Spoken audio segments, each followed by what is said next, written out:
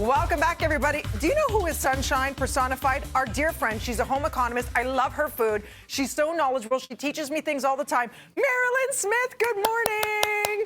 How are you, honey? Yay. Hi, honey. So good to see you. And I'm very excited to talk about plants. Okay, so because we're here talking about one of my very favorite subjects, which is supporting your gut, and which in turn supports your immune system. Yes. So we need to be proactive and take really good care, because we know that the hub of your immunity is based in your gut. Yes. So you know what? You need to take yourself for a walk. You need to take you and your gut to make sure you're getting good sleeps, enough water, and then you need to be eating more plants. And the American Gut Project came up with a magic number, and the magic number is 30 unique plants every single week. Oh my gosh, 30? Sid's 30. like, okay, I've got some work to do. So how do we incorporate those? Because it is delicious and nutritious.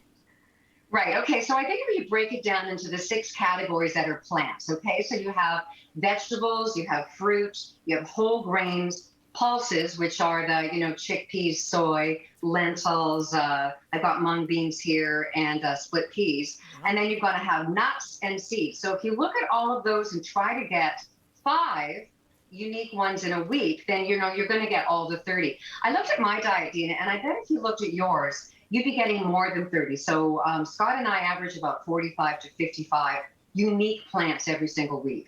Yeah, that's the thing, is unique, because we tend to go for the same old, same old.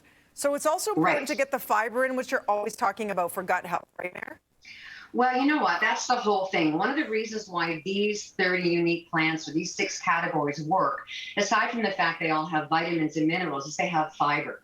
And fiber, your body doesn't digest it. What it does, that fiber becomes food for your good gut bacteria. And so the more diverse, the more unique, the more the numbers, the better your army in helping support your immune system. And here's an unabashed plug. I happen to write a book about it, so Peace, Love, and Fiber. So you know what? I've been talking about fiber for forever, but that's the real reason that when we look at these foods, that's what they're contributing, is that food for your good bacteria. Every time you're here, Mair, people, and myself included, devour your meals because they're very filling, they're satiating. People often think plant-based means you're starving, and it's not delicious. So talk to us through some of the images we're looking at in terms of getting that variety, the diversity in all of the plant-based foods. Okay, so you're looking at the whole grains, and in the whole grains, even if you're living a gluten-free lifestyle, you can always go with rice. I've got some steel-cut oats, some barley, barley is one of the most important foods because it has soluble fiber. And oats and barley both contain that in this particular category.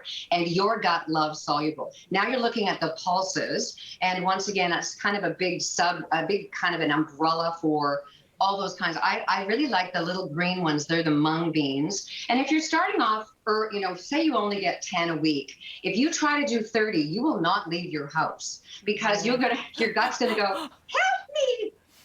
It's true. And so go slow. And then while you're adding all these more and more plants, make sure that you're adding more water to your diet. Because if you up your plants without the water, you basically make poo cement in your gut. Okay, you become constipated, and now you're thinking, oh, I'm doing this great thing, and oh my gosh, why am I feeling like this?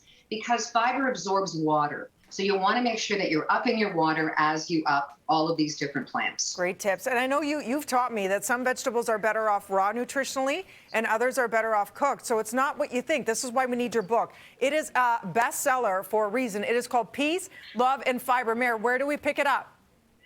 You can get it online or any bookstores if you're out and about. Everybody's got it still. You know what? I'm so proud of it. It's an important book because when we take care of our gut, not only do we have immunity support, but we're also, you just feel happier. There's a link between your gut and your brain and mood. Mair, I think that's why I'm so happy. It's true. We love your guts. And I bet you have the gut of a 28-year-old. Like, I'm telling you, it shows. Like, you eat so well. And she also shows she goes on fart walks with Scott. You go on fart walks, you share it because that's part of life. You're digesting the fiber. She's a gas, everybody. You know what? If you think that you're not, farting, then you're living in a dream world. Everybody does. You're probably doing it in your sleep if you don't admit it. But you're good. Right. That's why you go for a walk. That's Just right. keep moving it out of your gut. There she goes, everybody. We love you, Mair. At Mairlyn Smith for more info. Pick it up, like she said. Peace, love, and fiber. Peace out, Mair. We're going to talk Grammys right after this. Stick around. What do you think? You sound off, friends.